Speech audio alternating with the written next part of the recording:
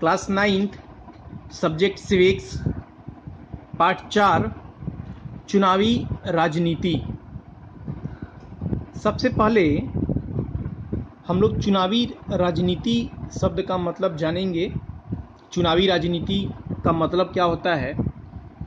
चुनावी राजनीति का तात्पर्य चुनाव के समय होने वाली राजनीति से है।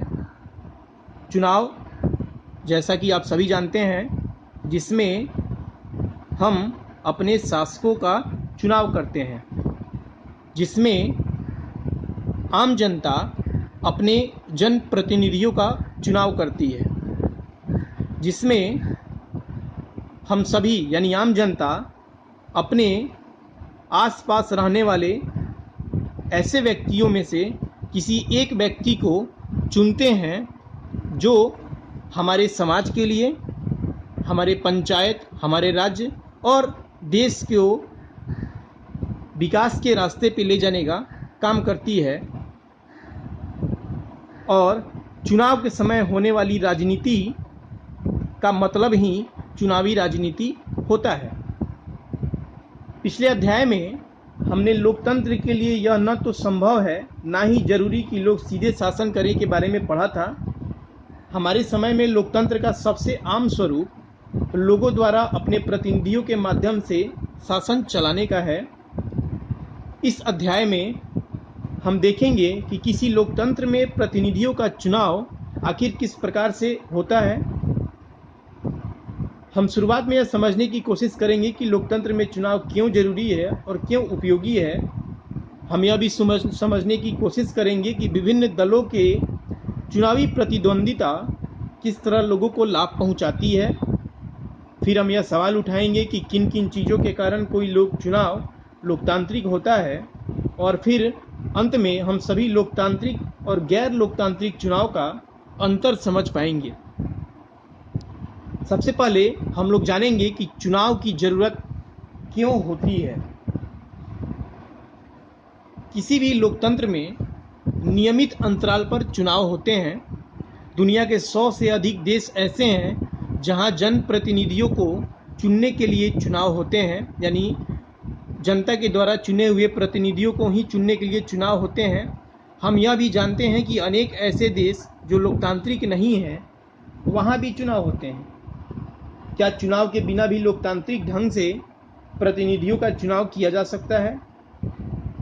आइए एक ऐसी जगह के बारे में कल्पना करें जहां प्रतिनिधियों का चुनाव उम्र और अनुभव के आधार पर किया जाता है। ऐसी जगह की कल्पना करें जहां प्रतिनिधियों का चुनाव शिक्षा या ज्ञान के आधार पर होता है। किसे ज़्यादा अनुभव या ज़्यादा ज्ञान है यह तय करने में थोड़ी परेशानी आ सकती है, पर यह मान लें कि लोग मिलजुल कर इन परेशानियों को दूर कर लेंगे तो स्पष्ट है कि फिर ऐसी जगह पर चुनाव की कोई भी ज़रूरत नहीं रह जाती है। इसलिए हमारे समय में प्रतिनिधित्व वाले लोकतंत्र में चुनाव को बहुत ही अहम माना गया है। चुनाव में मतदाता कई प्रकार से चुनाव करते हैं, जिसमें सबसे पहला है वे अपने लिए कानून बनाने वाले का चुनाव कर सकते हैं, यानी वैसे व्यक्ति जो उनके लिए कानून बना सकें। वे सरकार बनाने और बड़े फैसले करने वाले का चुनाव कर सकते हैं। वे सरकार और उसके द्वारा बनने वाले कानूनों का दिशा निर्देश करने वाली पार्टी का चुनाव कर सकते हैं। चुनाव को लोकतांत्रिक मानने के आधार क्या हैं?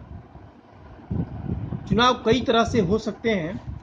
लोकतांत्रिक देशों में तो चुनाव होते ही हैं, यहाँ तक कि अधिकांश गैर लोकतांत्रिक देशों में भी किसी न किसी तरह के चुनाव होते रहते हैं। इसलिए चुनाव हुए हैं और लोकतांत्रिक तरीके से हुए हैं, इसे जांचने के लिए हमारे पास क्या पैमाने हैं। आइए वहाँ सीखे सबक को जो हमने पहले पीछे अध्याय में पढ़ा है और लोकतांत्रिक चुनाव के लिए न्यूनतम जो शर्त है उससे अपनी बात की शुरुआत करते हैं। पहला, हर किसी को चुनाव करने की सुविधा हो, यानी हर किसी को मताधिकार हो। मताधिकार जो है वो दो शब्दों से मिलकर बना है, मत जोड़ अधिकार, यानी वोट देने का अधिकार, राइट टू वोट। और हर किसी के मत का समान मोल हो, और कोई व्यक्ति चाहे वो गरीब हो या अमीर हो, हर किसी के वोट का एक समान ही कीमत होता है। यानी ऐसा कभी नहीं होता कि कोई अमीर व्यक्ति के द्वारा दिया गया वोट का कीमत ज़्यादा होता है और गरीब के द्वारा दिए गए वोट का कीमत कम होता है। ऐसा नहीं होता। कोई भी व्यक्ति चाहे वो अमीर हो गरीब हो, सबके मत का कीमत जो है वो एक ही होता है।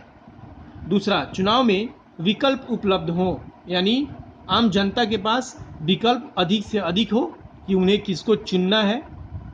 पार्टियों और उम्मीदवारों को चुनाव में उतरने की आज़ादी हो ताकि अधिक से अधिक लोग चुनाव में उतर सकें और वे मतदाताओं के लिए विकल्प पेश करें और वोट देने वालों के लिए सोचने पर मजबूर करें कि आखिर कौन सा ऐसा व्यक्ति है जो उनके लिए हितकर है, जो उनके काम को करने के लिए ही आया है।